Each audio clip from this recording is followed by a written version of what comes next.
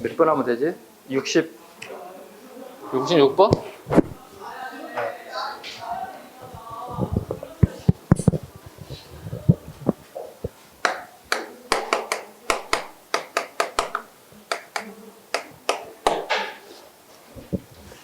자, 시작합니다. 66번 가겠습니다.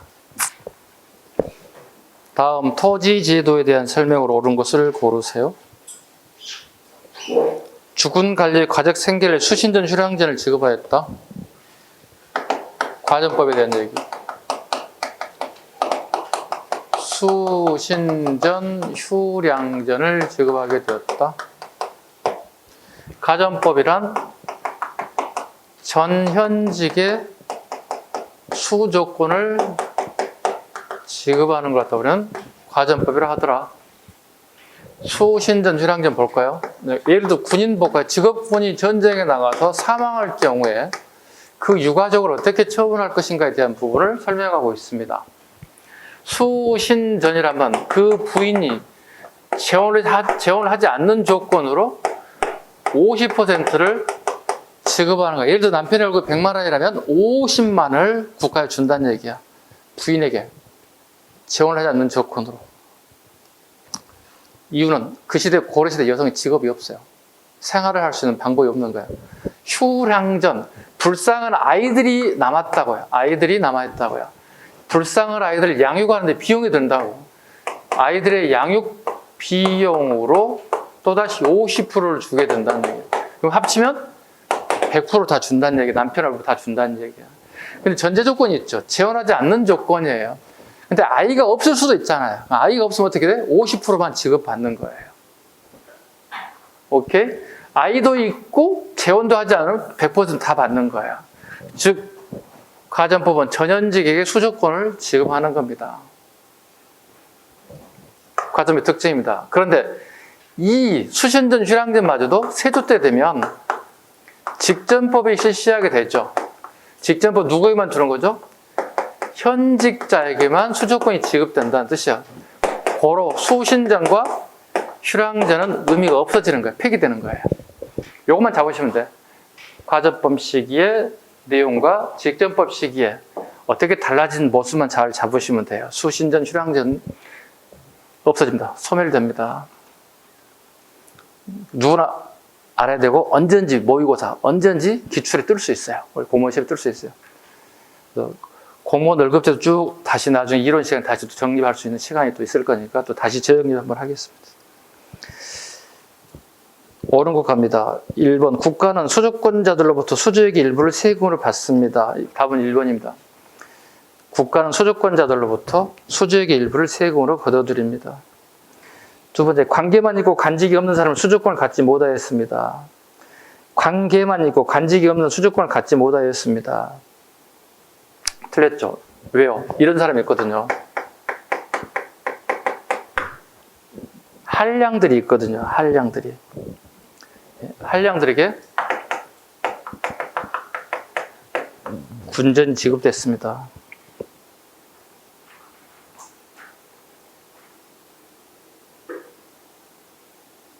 한량들에게 군전이 지급됐습니다. 도대체 한량이 누굴까? 한량은 향리의, 아니, 뭐라고 그러지? 직업을 가지질 못했지만, 어떤 집단들, 특이한 집단들이 있어요. 특이한 집단들의 자제들을 또 우리 한량이라고 하는데, 그들에게는 군전이 지급됐다. 자, 이 한량이 조선시대는 명칭이 좀 달라집니다. 저 한편 이런 생각을 했어요. 아, 나 진짜 한량처럼 살고 싶다. 한량처럼 살고 싶다. 내가 백수로 살아도 재밌게 살겠다는 의미가 되는 거거든요. 저희들이 쓰는 용어는요. 근데 조선시대 한량은 좀 달라요. 조선시대 한량은 무가 급제자를 부르는 명칭이었어요. 다르죠? 고려시대 한량과 조선시대 한량은 좀 다른 차이점이 보이더라. 3번 전민병정도감의 주제 아래 분급 대상인 관인 선정 작업을 시작하였습니다. 틀린 지문이 되겠죠? 전민변증도감은 쉽게 얘기해서 그 당시 건문세족들이, 고려 말에 건문세족들이 토지를 다 빼앗아 버려서 다시 토지를 분급해 주려고 목적으로 만든 게 전민변증도감이죠. 가장 다 실패했는 유일하게 하나 성공한 사람이 누구라고 그랬어요? 공민왕 때 신돈을 등용하면서 일시적으로 성공한 적이 있지만 훗날 신돈도 부패하게 되면서 결과적으로 전민변증도감은 결국은 실패하고 말았어요. 4번 소유주를 재분배하여 국가의 수익을 늘리고 농민 생활을 안정시켰다. 소유주를 재분배하는 게 아니라 수조권을 재분배합니다. 뭐가요? 가전법은 소유주를 재분배하는 게 아니라 수조권을 재분배합니다. 67번 조선시대 토지 제도에 대한 설명을 가장 적절하지 않는 것. 2번 봐주시죠. 조선 명정대 직전법 폐지에 따라 자영농의 숫자 급속히 늘어나게 되었습니다. 명정대 직전법이 폐지됨에 따라서 자영농이 숫자가 급속히 늘어났습니다. 자영농이 아니라 소장농으로 바꿔줘야 되겠죠. 소장농의 숫자가 급속하게 증가되었습니다. 왜일까? 봐보자.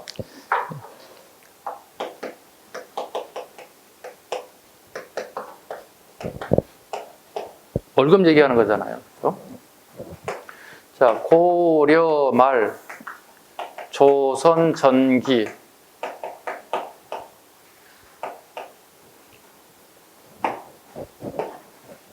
뭐예요, 이거? 과전법. 누구에게, 방금 얘기했잖아요. 현직에게 주는 것. 그 다음에 세조 때 직전법. 누구에게? 전현직이 아니라 이제는 현직자에게 지급하는 것. 성종 때 관수 강급제. 관에서 수조권을 가져가고 관에서 직접 급여를 주는 것, 부패를 막겠다는 목적을 가지고 있어요. 명종 때 갑니다. 명종 때 녹봉제가 실시되죠.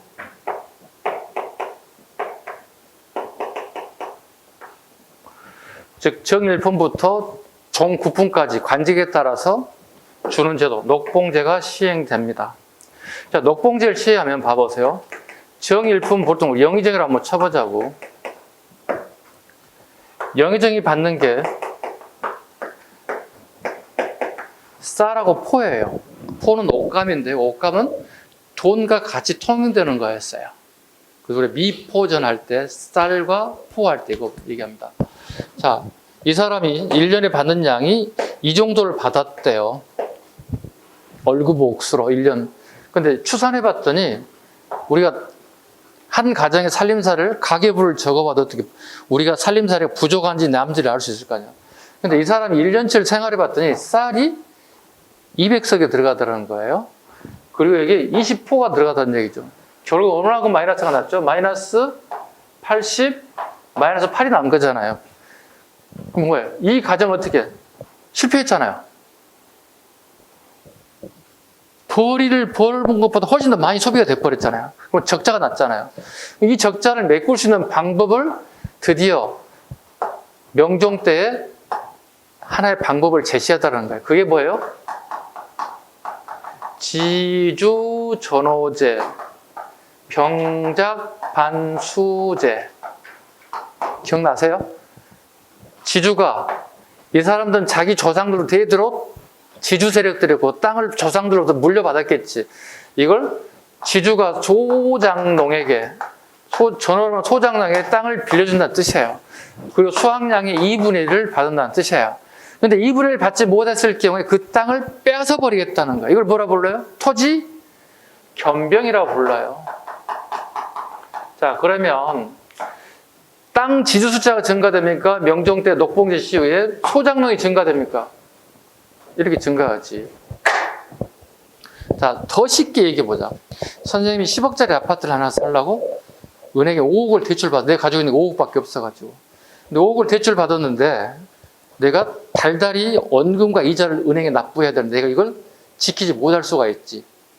그럼 은행에서는 어떻게 하지? 자기들 원금과 이자를 차지해서 법원에다가 내 담보 재팬 아파트를 경매 처분해 버린다고. 이해 가시죠? 이건 누구나 다 할 수 있는 내용이야. 여러분 부모님 아파트 살 때 순수하게 온전하게 그게 다 내 돈으로 100% 투입했다면 문제가 없지. 근데 조금씩은 전부 다 은행에 대출로. 그래서 농담에서 이러잖아. 에이, 집 좋은데 반은 은행 거야. 농담에서 이렇게 하자면 부모님들이 내 거 아니야. 은행께 반 정도 될 거야. 이렇게 보통 얘기하잖아요. 그거 뺏어가 버리잖아요. 아파트를 뺏어가 버리잖아요. 봐요. 이걸 땅이라고 한번 생각해보자. 아파트를 땅으로 한번 비유해보자는 뜻이죠. 그럼 이렇게 농사 짓는 사람들이 소장농으로 전락되는 거 되게 많아지는 거예요. 이건 왜 중요할까? 이 제도가. 지주의 병자법 초지견병은 고려 때 이미 시행했어요. 그리고 고려를 멸망시키는 원인 중에 하나였어요. 그래서 조선 초기에 이걸 사용하지 않는 거예요. 통제하니까. 근데 명종 이후, 즉 16세기에 누가 사림들이 지배하는 순간부터 이걸 다시 끄집어내서 시행하게 되는 거야. 그래서 고려 후기에, 조선 후기에 누가 힘들어질까요? 지주가 힘들어질까요? 소장농이 힘들어질까요? 소장농이 힘들어지는 거예요. 오케이. 자, 좀 장황하게 갔다 왔습니다. 그래서 답은 2번이 돼야 됩니다. 2번, 명종 때 직전법이 폐지됨에 따라서 자영농의 숫자가 급속히 늘어나게 되었다. 자영농이 아니라 소장농입니다. 거기 직전법 폐지라는 단어가 들어가 있잖아요, 지금. 직전법 폐지가 무슨 말인지 모르는 사람들이 있어요. 봐봐. 명종 때 녹봉제가 하나 있고 앞으로 들어가 순서가 앞으로 직전법 폐지하는 경우가 있어요. 자, 봐봐요. 선생님, 봐보세요. 세조 때 직전법이 있잖아요. 그럼 성종 때 간주간급제가 폐지됐잖아요. 근데 갑자기 직전법 폐지됩니까? 이미 끝난 건데 이렇게 이의를 제기할 수 있잖아요. 자, 이의를 제기하면 설명을 이렇게 할게요, 선생님이. 직전법에서 간주간급제를 했잖아요. 관에서 수조권을 가지고 관에 직접 급여를 준다는 얘기잖아요.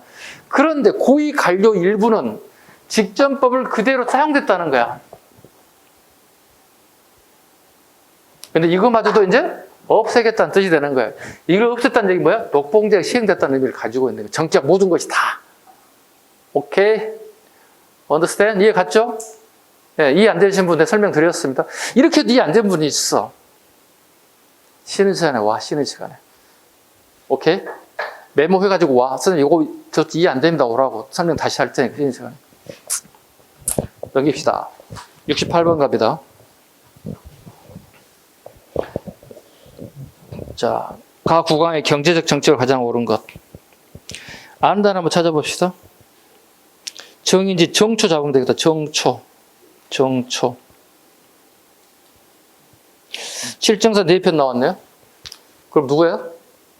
세종대왕. 얘기했던 수업 시간에 6년 동안 나오다가 6년 동안 안 나왔다고. 7정사 4편이. 그러면 올해 시험에 나올지 안 나올지 저도 몰라요. 나온다는 가정하에 우리 공부를 해야 되겠지. 그죠? 이거 누구나 다 맞잖아. 아주 쉬운 문제예요. 7정사 4편. 다르게 표현하면 뭐야? 새로운 달력이잖아요. 기존에는 북경에 있는 달력 갖다 썼잖아요. 북경을 기준치로 하는 달력. 근데 우리가 안 맞잖아요. 북경의 이도 경도와 서울의 이도 경도가 안 맞는 거잖아요. 그래서 우리가 스스로 만들어 써보자. 이게 7정사 4편이라고요. 세종대왕입니다. 옳은 것 같까요? 대종법 강혜군일 거고요. 과전법 직접 바꿨다 세조일 거고요. 그 다음에 시전상인들이 금난 정권을 없앴대요. 정조임금입니다. 금난 정권을 없앴다. 모든 사람들이 다 자유롭게 상업행위를 할 수 있게끔 풀어줘 버린 거야. 전본육중법, 연분구등, 일명 이걸 두 글자로 줄이면 공법. 공법을 시행했다. 연분구등법, 전본구등법. 답은 4번이 되겠습니다. 69. 조선적인 농업 경제에 설명 옳지 않는 것. 반농사, 조버리콩, 2년 3작이 행해졌다. 우리 이미 수업 시간 했죠? 했죠? 등 보일라. 풍년이든 흉년이든 관계없이 전세를 한결당 미국 사두로 고정시켰다. 이거 영정법이에요. 영정법이에요. 이건 인조 때예요. 전기라고 할 수 없잖아요. 답은 2번이 되겠습니다. 문제 70번. 근대 사회로 바로 넘어갑니다. 조선정기 신분제에 대한 설명을 옳지 않는 것. 공로비는 유해잡직으로 하는 기술관직을 가질 수 있습니다. 그 대표적인 인사 장영실 이상자. 장영실 과학기구를 잘 발달시켰죠. 세종대왕 시기에. 그 다음에 이상자 송화 부월도 중종시기에 노비 출신으로서 도화사의 하완에서 유명한 그림을 남기게 되었다. 이걸 유해잡직이라고 한다. 유해잡직의 반대말을 뭐라고 부렀다? 윤회품관이라 한다. 윤회품관. 우리 문과 시험 봐가지고 관직에 나간 애들 윤회품관이라고 합니다. 윤회품관.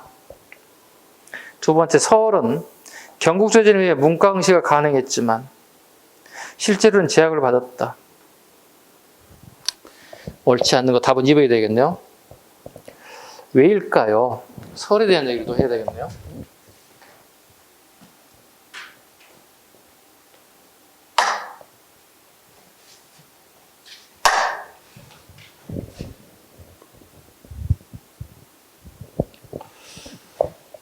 음, 70번.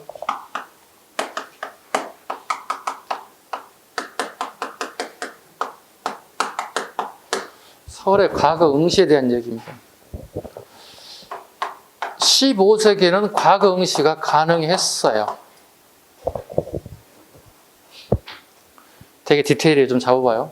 같은 15세기인데 우리 법전이 완성된 게 경국대전이죠. 경국대전 만든 시기는 언제죠? 이거잖아요. 경국대전이 반포된 이후 서울들이 과거 시험을 볼 수 있냐고 물어본다는 거예요. 문과 불가능합니다. 대신에 볼 수 있는 건 뭐예요? 잘해야 무과라든가 작가만 볼 수 있습니다. 그러니까 경국대전이 만들어지기 전과 후를 구분하라는 뜻이에요. 되게 디테일입니다. 되게 디테일입니다. 오케이? 4번, 2번이 되겠습니다. 3번, 지위가 높은 문무관원의 자손에는 음서와 대가 등의 혜택이 주어졌습니다. 음서는 2품 이상이고 대가는 3품 다 가능하죠. 그래서 조선은 3품 이상의 자제도 관직에 나갈 수 있다. 그걸 대가제로 한다. 그건 지극히 왕과 밀접한 관련이 있는 인사들, 자제들이 가는 걸 대가제라고 한다. 오케이? 그거 할 수 있죠? 국영 노동이 끝난 공장들은 시장을 상대로 필요한 물품들을 만들어 판매하게 돼. 공장 밑줄로 씁니다. 공장.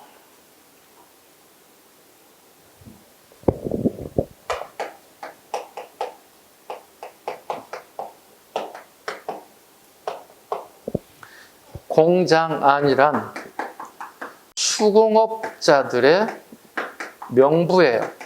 이 사람들은 의무적으로 필요한 물건을 만들어서 납부의 의무를 가지고 있어요. 그러나 정조가 되면 납포장을 통해서 포로서 납부하면 돼. 포라는 얘기가 옷감으로 납부하면 돼. 이 사람들은 국가라든가 지방 관아에다가 의무적으로 납부한다고. 의무적으로 납부했다고. 이걸 공장안이라 불러요. 공장안이란 수공업자를 칭하는 명칭이었어요. 자, 예를 들어서 인천시청에 이런 지우개가 당신이 1년에 납부할 것은 500개입니다. 500개 납부하면 되는 거야. 자, 그런데 본인이 500개 납부하면 돈을 받는 게 아니란 말이야. 그럼 별도의 물건을 만들어 시중에 팔아야 된다는 거야. 그 생계를 유지하는 거야. 자, 그럼 이게 되게 억울하잖아요. 자기 물건 만들어 납품해 준 거니까 돈 10원짜리 받지 못하잖아요. 그럼 여러분이 지우개를 만든 납품업자라면 인천시청에 납부하는 지우개를 A급으로 만들겠습니까? 여러분이 고객을 만들고 자기 단골을 만드는 그 단골들에게 A급을 만들겠습니까? 누가 봐도 단골을 계속 잡기 위해서 생활을 영위하기 때문에 여기에 A급을 만들고 관청에 납부하는 건 C급, D급으로 만들어야 되겠지. 당연한 거 아니에요? 자기 고객을 유지하고 자기 생활을 영위하기 위해서는. 그래서 고객이 중요하고 단골이 중요한 이유가 여기 있잖아요. 이런 상황이 계속 발생돼서 정조 때 이게 필요 없어지는 거야, 이게. 이걸 납포장 제도라고 불러요. 뭐예요? 당신이 관청에서 납부했던 이 지우개 500개가 예를 들어 10만 원이라면 10만 원에 해당하는 옷감으로 납부하라는 뜻이야. 봐, 그러면 공장을 했던 사람들은 두 가지를 했지. 관청에 납부하는 거나 A급 만두, 고객 만두 파는 거, 생활 영위하는 거 두 개 했잖아요. 그런데 납포장에 봐봐. 납포장 제도가 되면 납품하는 제도가 사라진다는 뜻이야. 대신에 A급을 만들어 퀄리티 높은 제품을 판매해서 이익을 남기잖아요. 그 이익을 가지고 국가에 납품하면 된다는, 한 가지만 하면 된다는 뜻이 되는 거예요. 이게 납포장 제도예요. 이걸 때려 고친 사람이 누구냐고 그러면 한국 힘 잘 나오는 게 정조임금이 너무 잘 나온다고. 공장은 제도를 폐지시키고 납포장 제도를 시행했던 시기 사실 옳은 거 모르고 정조고 업적을 무조건 골라야 되는 뜻이에요. 자, 그런데 보세요. 중요한 게 또 있죠. 이제 공인이라는 사람이 등장합니다. 공인이라는 사람이 등장합니다. 도구라는 사람이 등장하고 사상이라는 게 등장합니다. 이게 뭘까요? 흐름을 보는 거야. 이거 뭐야, 지금 현재? 수공업의 발전사야. 수공업의 발전사를 통해서 상업이 발전하는 과정을 갖다가 우리가 공부하는 걸 얘기하는 거야. 되게 중요해요. 전체 흐름을 잡는 거야. 자, 그런데 여러분이 공무원이 됐어요. 근데 공무원인데 내가 호주머니에 털어가지고 연필도 사고 지우개도 사고 뭐 관공서에 근무할 때 필요한 비품들이 있을 거 아니야. 내가 호주머니에 털어가지고 문구사에 가가지고 사가지고 출근해서 쓸 수는 있잖아. 근데 이게 1년 360일 계속 그렇게 하면 어떻게 좀 억울한 생각이 들지 않을까? 이거 공적인 일을 하는데 사비를 털어가지고 물건을 사기는 좀 그렇잖아. 나는 물건이 B급이든 C급이든 간에 이 아저씨들이 주는 걸 나는 썼으면 좋겠어. 돈 안 들고. 이런 생각하는 사람 있을까 없을까? 있지. 봐. 공인들은 필요한 물품이 있다는 거야. 아니, 공무원들은. 그럼 이것을 대신 납품해주는 아저씨가 있는데 그걸 공인이라고 한다고. 공인은 다르게 표현하면 어용 상인이에요.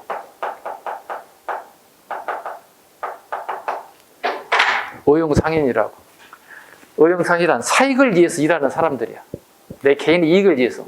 그러면 어용 상인은 물건을 만들 수 있는 사람이 아니지. 그럼 어떻게? 여기 공장 안에 기술 잘 만들었던 사람들 있잖아. 지우개 만드는 거 잘 만든 사람들 있잖아. 이 사람들에게 물건을 의뢰해서 부탁하는 거야. 이걸 우리 뭐라 불러? 선대제 충업이라 불러요. 선대제 충업이 이때부터 발전하기 시작되는 거야. 물건을 만드는 사람들. 자, 그런데 봐봐. 공인이 수공업자에 물건을 만들어달라고 의탁했잖아요. 수공업 입장에서는 고맙기도 한데 한편으로는 또 무슨 문제가 있을까요? 공인을 못 믿겠어요. 저 자식이 물건 500개 만들어달라고 했는데 내 물건 가져가지 않고 그 원재료값, 물건값 납부하지 못하게 내가 바가지 쓰고 내가 쫄딱 망하는 거야. 그래서 선제 수공업할 때 가장 필요한 게 뭘까요? 대금을 선불로 주세요. 이렇게 되는 거야. 당신을 믿을 수가 없습니다. 왜? 아니, 내가 이거 500개 혼자 어떻게 만들어요? 사람 가져서 써야 됩니다. 임금 줘야 됩니다. 노동자 구해야 됩니다. 이 비용이 먼저 선불 주세요. 물건 만들어진 물건 안 가지고 도망가 버리면 나는 쫄딱 부도로 난단 말이야. 선대 수공업이 나타나요. 자, 그러면 시험에 이런 게 나왔어요. 자, 선대 수공업이 돈을 잘 벌까요? 공인이 돈을 더 잘 벌까요? 대답해 보세요. 틀려도 괜찮아. 여러분 생각해 봐. 공인이 돈을 잘 벌까요? 선대 수공업자가 돈을 더 잘 벌까요? 자, 이걸 1번 잡아보자. 공인 손 들어주시죠. 2번 손 들어볼까요? 손 안 든 사람 도대체 뭡니까? 수업에 좀 적극 참여하세요. 다시 한번 합니다. 이거 하나 가지고 그냥 없이까지 가버릴 거예요, 그냥. 자, 공인 돈도 잘 벌 것 같아, 선생님. 손. 야, 진짜 이렇게 좀 들어라. 내가 다 일일이 찾아봐야 돼. 하나, 둘, 셋, 넷. 아니야, 선생님, 이거도 잘 될 것 같아. 선대주 수공업 돈 더 잘 벌 것 같아요. 오, 다수인데? 우리 다수기를 원칙에서 이걸로 가야 되잖아요. 그죠? 근데 X예요. 이 사람이 훨씬 더 잘 벌어요. 이 사람은 납품 기를 막기에 되게 급급해요. 적어놓으세요. 납품 기회를 맞추는 되게 급급해요. 결국 누가 더 잘 번다는 거야? 이 사람 뭐야? 국가의 대신 납부해 주는 거잖아, 이렇게. 자, 그런데 이 사람들 물건을 만들어가지고 저축에 주면은 이 사람들 여기다가 물건을 하나씩 하나씩 창고에다 비축한다고. 비축해 놓는다고. 인천시장처럼 주게 납부면 안 됐습니까? 내일쯤 모레 좀 들어올 것 같은데 좀 기다려보세요. 그때 좀 다시 가지고 갈게요. 여기 비축에 있잖아요. 이때 직원들이 이 물건을 빼다가 시장에다가 판매하기 시작했어요. 이 사람들 우리는 도고라고 불러요. 도고라고 불러요. 오케이? 자, 이 사람들이 갖다 파는데 되게 잘 팔려요. 돈이 엄청나게 되는 거야, 쉽게 얘기해서. 돈이 모아지면 항상 사람이 야심가들은 좀 더 사업을 확장하려고 노력하잖아요. 그래서 개인 사업을 시작해요. 이걸 사상이라 불러요.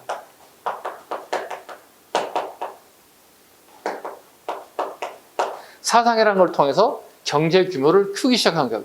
이때 처음으로 우리가 뭐가 생기는 거죠? 비즈니스라는 걸 처음 시작하기 시작하는 거예요. 일종의 또 더 크게 되면 컴퍼니라는 게 만들기 시작하는 거예요. 기업화가 되기 시작하는 거예요. 그게 지역별로 등장하는 거야. 자, 부산 가보자. 부산에 부산의 동네가 되게 유명하다. 그걸 내상이라 불러. 내상은 일본과의 거래를 통해서 일본과의 거래를 통해서 필요한 물건 가져가고 수출해 주는 것들이에요. 자, 부산 갔으면 다시 어디로 가면 될까? 서울로 와볼까요? 서울을 뭐라 부르지? 경강상이냐. 한강을 중심으로 물건을 사고 파는 업을 하는 사람들이야. 되게 돈을 잘 버는 사람들 중이야. 자, 개성으로 가보자. 개성은 옛날 명칭이 송악이라는 명칭을 써요. 그래서 송악산의 명칭을 가지고 그래서 송상이라 불러요. 송상이라 부릅니다. 자, 평양 가보자. 평양은 대동강과 보통강이 되게 유명하죠. 거기는 버드나무가 되게 흐느지게 되게 잘 자라서 버드나무 U자를 써서 유상이라 불러요. 우리 유한양의 안티프라면 혹시 보셨어요? 옛날 거? 거기에 뚜껑의 표지가 뭐야? 버드나무 늘어지는 모습 보이시죠? 그 버드나무의 의미를 가지고 있어요. 자, 의주 가보죠. 의주는 어디야? 압록강 앞에 갔다는 뜻이잖아요. 이 사람들이 뭐라 볼까요? 만상이라 불러요. 만상. 즉 주로 이 사람들은 청나라하고 교역하는 사람들이에요. 청과 교역하는 사람들이에요. 자, 청나라에 금과 은의 수요가 증가되기 시작했어요. 그때 우리나라에서 어떻게 해요? 광산 개발이 되게 활기를 띄어요. 특히 효정임금 시기에 엄청난 활기를 띄기 시작해요. 왜? 돈 되는 사업이잖아요. 청나라가 금 엄청나게 수입해가는데 우리가 투자를 1,000만 원, 1억을 벌 수 있으면 당연히 광산 개발을 해야지. 그렇잖아. 근데 그거 가지고도 부족해. 그래서 우리가 내상을 통해서 일본에서 수입해 오는 거야. 이걸 수입해 오는 거야. 금은을 수입해 오는 거야. 이걸 어디로 넘기냐면 송상에 넘긴다고. 송상은 다시 의주의 만상에 넘기고 만상은 다시 청나라에 수출하는 구조를 가지고 있다고. 청나라가 금과 은이 많이 늘어났다는 얘기죠. 인플레이션이 커졌다는 뜻이에요. 그러니까 돈의 가치가 떨어지고 가격이 올라갔다는 뜻이야. 청나라 상인들이 백화점에 마트에 물건을 싸놨는데 안 팔겠다는 거야. 왜? 오늘 100원에 팔고 1,000원에 팔면 내일은 망한다는 거야. 대신에 금이나 은 가져오세요. 그럼 팔겠습니다. 이게 인플레이션 현상이에요. 다 경제와 연관되어 있어. 그러니까 정치와 경제는 되게 밀접한 관련이 있어요. 자, 이것도 봐봐요. 제가 쭉 설명드려요. 이걸 알게 되면 어떻게 전체 흐름 다 잡는 거예요. 수급, 그 다음에 납품하는 것들, 공인, 도구, 사상들. 즉, 오늘날의 비즈니스 컴퍼니로 발전해가는 모습들, 이 전체 흐름을 통해서 우리가 아셔야 된다는 뜻이에요. 시간이 얼마 안 돼서 제가 말을 빨리 하다 보니까 속도가 빨라지긴 했지만 이거 안 찍을 테니까 나중에 사진 하나 찍어가지고 필요하면 빨리 지금 찍어 사진을. 이거 밑에 것만 좀 찍어. 일자로 쭉 찍어. 길다랗게. 그래서 여러분 각자 정리해. 노트를 갖다가. 여백이 있잖아. 자, 선생님 빠져줄 테니까 빨리 찍어 빨리. 좀 더 이쁘게 적을 걸. 정자로 적을 걸. 여러분이 다시 정리하세요. 보시고 집에 가셔서. 네. 다시 적으세요. 전체 흐름 다 잡아야 돼요. 뭐가 나올지 몰라요. 네. 우리 그 박지원의 소설 중에 과거 시험을 10년 준비하고 과거 시험 준비하려다 한 7년쯤 됐었는데 마누라 가지고 구사리를 막 해요. 아니 이 양반은 말이야 과거 시험 준비해서 시험을 보든가 말든가 하지 왜 이렇게 10년 동안 공부하겠다는 거야. 마누라는 삭바느질을 통해서 자기 남편은 과거 시험 뒷바르지. 자기 마누라가 되게 한계점에 봉착한 거야. 미쳐버리는 거야. 아니 남편은 방구에 처박혀서 계속 책만 읽고 있는 거야. 미치지. 그래서 이제 막 바가지 말 걸고 남편이 아이씨 10년 더 공부 10년 딱 채우려고 하는데 그 소리를 듣자마자 짐책에서 바로 종로에 가가지고 역관이 있는 집이 있는데 가장 부잣집이에요. 조선 후기에는요. 왜? 수출입을 하는 사람들이니까 가가지고 따집니다. 돈 좀 빌려주시오. 누군데요? 어디서 왔는데요? 얼마 빌려줄까? 이거 말도 없어요. 얼마 필요해요? 딱 빌려줘요. 그리고 그 돈을 가지고 바로 가지고 어디로 갑니까? 안성을 가요. 안성을. 추석 전에 과일들이 다 집합했어요. 거기가 안성장이었거든요. 전국의 모든 물산이 안성으로 몰리거든요. 명절을 앞두고 과일도 쫙 비싼 가격, 3배 이상 가격으로 사요. 사과 하나에 1,000원을 판다면 3,000원 주고 막 다 매입을 하는 거예요. 그 창고에 다 비축해 놨지. 정작 명절이 왔는데 상인들이 소매달하게 팔 수 있는 물건이 없어지는 거예요. 그래서 어떻게? 다시 허생이라는 사람에 가가지고 10배 가격으로 사. 그게 뭐야? 허생전이야. 허생전이 어디 있어? 여기야, 여기 어디 있어? 어디? 허생! 여기야. 박정희 전 허생전이 여기에 상황을 이렇게 하면 돈을 잘 법니다 합니까? 아니면 이렇게 자본주의가 발전하는데 모순점이 나옵니까? 비판하는 거. 전자야, 후자야? 후자겠지. 이게 허생전의 모티브가 되는 게 이거란 말이야. 이렇게 하면 돈을 떼거지로 볼 수 있다는 얘기자는 거야. 즉, 뭐죠? 매점 매석에 대한 비판을 얘기하고 있잖아요. 오케이? 자, 진도 갑시다. 이것 때문에 속 다 끊기게 생겼다. 야, 이거 10시에 끝내야 되겠다. 이러다가 목표를 대달 못 하겠다. 왜 고개를 흔드세요? 선생님, 열 날 때 하세요. 할 거 아니야. 이제 시작됐는데, 선생님은? 이제 좀 열이 나려고 하는데 해야지. 몇 번 가본데? 까먹었어. 오케이. 71번 갑니다. 다음, 조선주의 향약에 대한 설명이 옳지 않은 것. 4번입니다.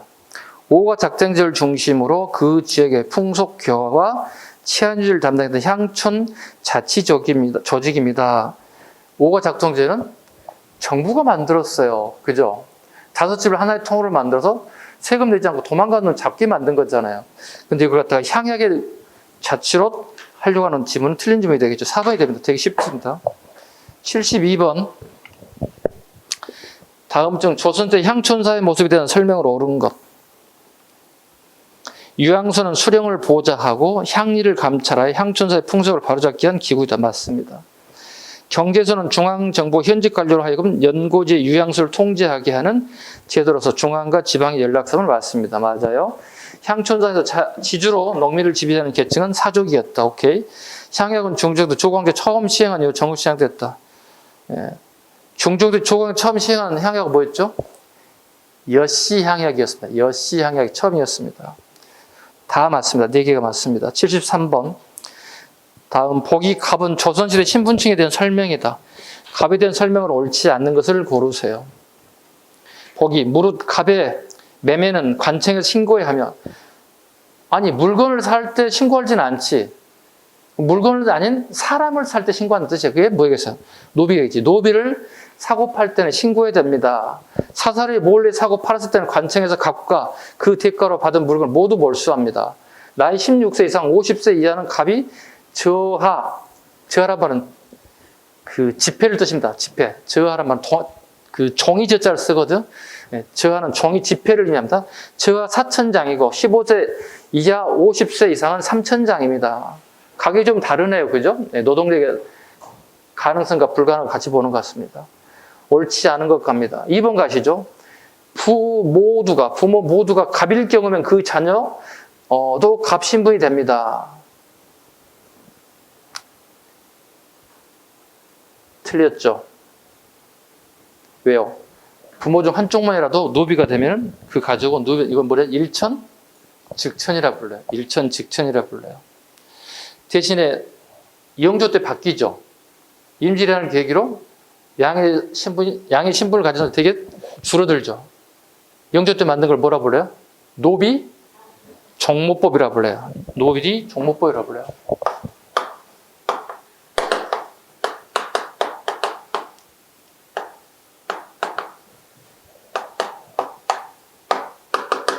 일천 즉천에서 영조 때가 되면 노비 종모법으로 바뀝니다. 양인의 엄마와 그죠? 노가 결혼해 태어난 자식이 있다면 이 자식의 신분을 뭘 할 거냐? 종모니까 뭐야? 어머니 신분을 따라간다는 얘기지. 양의 숫자를 증가시켜야 돼. 군대 가고 세금 거둘 숫자가 줄어들고 있기 때문에 늘릴 필요가 있다. 왜? 임진왜란을 계기로 무슨 일이 발생돼가? 신분이 다운되나 신분이 상승되나 임진왜란을 계기로 상승된 숫자가 늘어난단 말이야. 왜?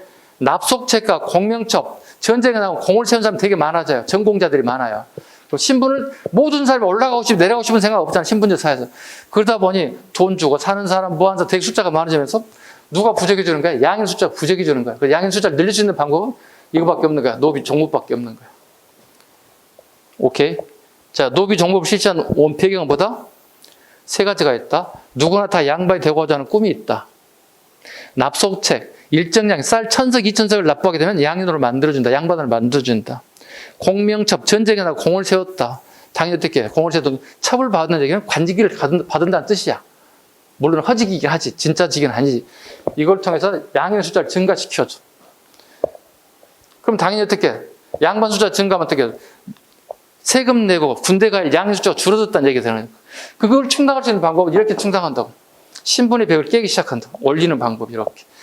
오케이? 노비 정목부. 실시한 원인을 잡으시면 돼요. 74번 갑니다. 문화 파트입니다.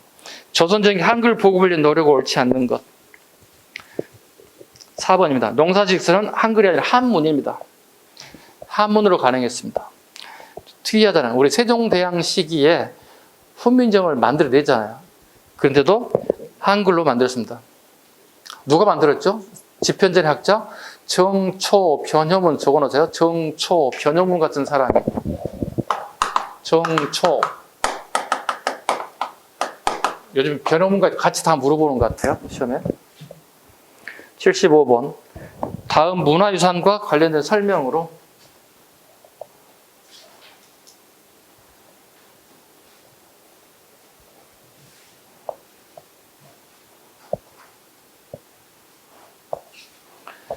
옳지 않은 것. 국왕이 죽으면 다음 국왕 임시관청 실록장을 설치한 뒤 사관의 사초와 시정기 등을 종합하여 정리해 편찬한 것을 유네스코에게 기록해서 만들었습니다. 75번. 뭔가요? 조선? 왕조? 실록에 대한 얘기죠. 왕이 죽고 난 다음에 쓰는 기록들. 옳지 않은 것 갑니다. 태조부터 철종 때까지 역사를 편년체로 적었습니다. 태조부터 철종까지. 맞아요? 틀려요? 맞죠. 뒤에 실에 뭐가 빠졌죠? 제일 뒤에? 이 사람들도 실록이 있어요. 근데 이걸 인정하지 않아요. 누가 썼어요? 우리가 쓴 게 아니라 얘들이 썼어요. 그리고 우리 역사 입장에서 봤더니 이건 인정할 수 없는 거예요. 그래서 25건만 포함되는 거예요. 총 27명의 왕 중에. 이거 두 개는 빠집니다. 두 번째, 이 책의 기초 자료는 때에 따라 실명제를 실시하였고, 실명제가 아니라 익명제로 가야 됩니다. 익명제로 갑니다. 한 번 만들면 절대 수정할 수 없습니다. 아니요. 선조, 현종, 경종 때 수정실록이 있어요. 선조, 현종, 경종은 수정했습니다. 그런데 우리 역사 사관들이 얼마나 지독하냐면 수정실록의 옆에다가 수정하지 않는 본문을 같이 만들었어요. 그러니까 어느 부분이 수정했네요 다 만들어버렸어. 대단한 사람들 아닙니까 사관들이? 아니 저 꼰대가 수정하래요. 이 꼰대도 수정하래요.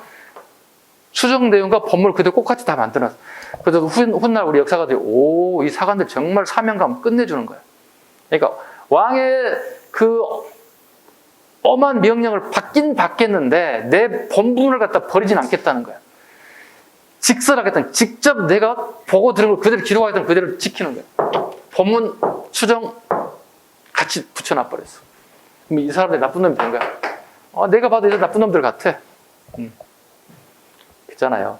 왜 실록을 못 보게 만들어요? 대부분의 사람들이 이렇게 하잖아. 이 자식들 우리 아버지, 우리 할아버지 막 쓴 거 아니야? 이게 자식 입장에서 궁금할 거 아니야? 그럼 열어보고 싶어 할 거 아니야? 절대로 못 보게 방침을 딱 정해놨거든. 근데 권력을 위해서 딱 뜯어본다고. 이거 수정. 알겠습니다. 수정해주되 법문 얘기였어요. 딱 다 적어놔버렸어. 그래서 우리가 다 알게 된 거야. 됐죠? 왕이 죽으면 사관이 작성한 사초와 시정들의 토대로 실록청에서 작성했다. 실록청 밑줄 그어야 돼요. 되게 시험 잘 나올 거예요, 이게. 보통 역사를 담당하는 데는 춘추관이잖아요. 그럼 대부분 사람들이 실록을 편찬하는 건 춘추관이라고 생각한다는 거야. 짧은 지식으로. 그렇지 않아요. 왕이 죽으면 춘추관 내에, 춘추관이라는 역사를 관장하는 관청 내에 실록청을 만들어. 조선 왕조 실록을 만드는 실록청을 만들어. 그럼 여기에 실록을 쓸 수 있는 담당자들 전부 다 모집한다고. 누구를 역사 편찬에 참여하겠습니다. 다 모집한다고. 그래서 실록청에서 그 사람의 생전의 기록을 다 모아 필요해서 만드는 거예요. 이걸 실록이라 불러요. 임진왜란 전에는 춘추관에도 충주, 성주, 전주에 각각 사고를 두었습니다. 몇 개인가요? 하나, 둘, 셋, 네 개네요. 그죠? 근데 다 평지잖아요. 임진왜란 때 전주 사고를 빼고 다 불타버렸잖아요. 그래서 임진왜란 이후에 몇 개로 만든가요? 5개로, 이걸 5대 사고라 하죠. 춘추관을 빼고 4개는 전부 다 어디에 세웠어요? 산에다가. 그리고 플러스 궁궐에는 춘추관을 이렇게 해서 총 만들었습니다. 전쟁 전과 전쟁 후에 이치가 달라요. 평지, 그 다음에 높은 산. 두 문제 더 풀고 마무리하겠습니다. 76. 밀주친 왕 제2기간에서 사실로 옳은 것. 왕의 명으로 이 책을 완성.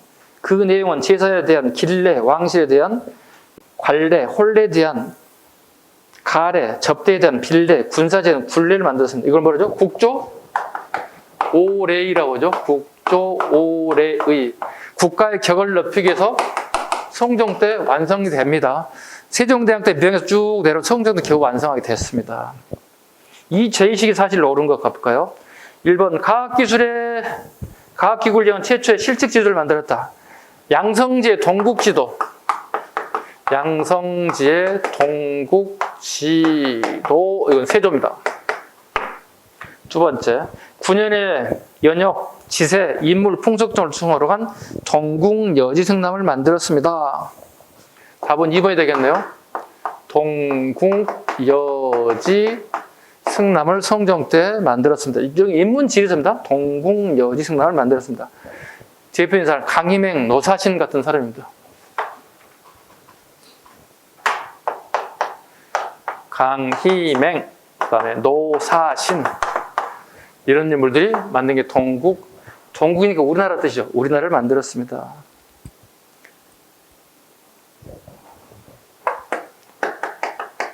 신증 동국여지 승남도 있어요. 이거 누구냐고 또 물어본다면 되게 난이도가 어려워지겠죠. 됐죠? 누군가요? 자, 동국여지 승남은 아까 얘기했다시피 누구라고요? 성종이라고요. 근데 신증 동국여지승남은 중종이라고요.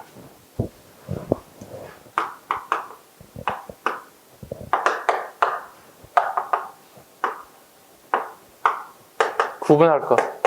이렇게 되면 어떻게 난이도가 되게 높아지는 거예요. 동국여지승남과 신증 동국여지승남이 왕을 구분하라고 물어본다. 정말 어려워진 거죠. 성종, 중종. 증편한 거죠. 새롭게 업그레이드한 거죠. 답은 2번. 3번 볼까요? 충신, 효조, 연료, 행실 그림으로 설명을 붙였다. 이건 세종 때 만든 삼강행실도. 세종 때 만들었던 삼강행실도. 4번. 중국 역대 의서를 널리 수집, 참조하여 일종의 백과사전을 만들었다. 세종대왕 때 의방유치. 의방유치라고 불러요. 의방유치. 77번 마지막으로 풀겠습니다. 조선시대 교육제도에 대한 설명을 옳지 않는 것. 왕세자는 궁안의 시광을 교육을 받았다. 성균관에 입학식을 치르긴 해요.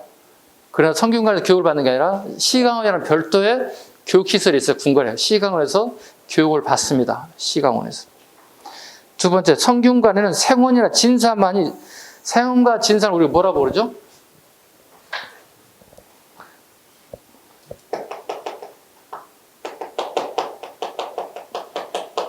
생원과 진사만 입학할 수 있다. 거기에 많이 들어갔지. 만에 동그랗죠. 이거 X야. 이거 우리는 상제생이라고 불러. 당연히 입학할 수 있어. 생원과 진사 입학할 수 있어. 상원과 진사 말고 들어갈 수 있다. 사부학당에 성적 우수자들이 있어. 이걸 우리는 승보시라고 불러. 사부학당의 우수 성적자, 성적 우수자. 성적 우수자.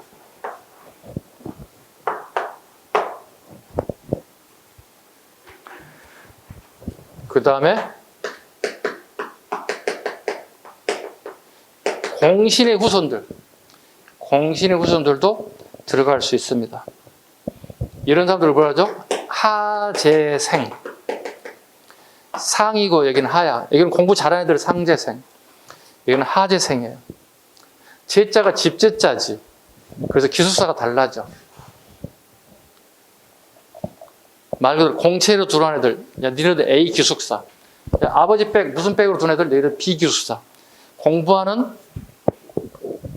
장소는 성균관이 동일하지만 얘들은 숙식을 한 애들이거든. 요즘 치면 기숙학원이야. 상재생 A 건물, 하재생 B 건물. 따로따로 분리해서 기거하게 만들었다. 답은 2번은 틀린 지문이 되어야 됩니다. 3번 서울에는 서학, 동학, 남학, 중학이 설치됐다. 이걸 뭐라 하죠? 사학이라고 그러죠. 원래는 5학이었죠. 그죠? 세종대왕 때 북학을 없애고 사학으로 축소시켰죠. 왜? 북학이 운영이 잘 되질 않았어요. 경제적인 부분과 학생들이 잘 수급이 되지 않았어요. 그래서 세종대왕 때 사학으로 줄였습니다.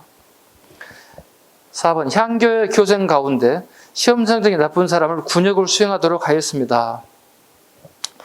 그 향교를 매년 2번 시험 봐요. 요즘 시험은 중간고사, 기말고사를 시험으로 보는 거야. 성적이 안 좋은 애들은 탈락, 군대 보내는 겁니다. 그러니까 향교에 가더라도 향교에 가더라도 공부를 되게 빡세게 해야 되는 거야. 뭐 예나 지금이나 우리 조선시대, 우리 대한민국의 나라는 공부 못하고 힘든 시대를 보내는 사람들이 되게 많습니다. 지나고 보면 어떻게 공부가 전체 인생의 전부는 아닌데, 그죠? 공부가 뭔지 이렇게 우리 고생합니까? 그죠? 여러분, 우리 보세요. 공무원 시험 합격하면 여러분 어떻게 가겠다는 뜻이에요? 여기로 가겠다는 얘기잖아요, 여러분들. 그지? 아, 여러분 옛날 태어났으면 어떻게 될 거야? 이리 가도 되잖아. 공신 후손, 하재성 가도 입학이 되는데, 아버지 잘 만나면 되죠. 농담. 오늘 수업 여기까지. 고생 많으셨습니다. 마치겠습니다. 수고했습니다. 네.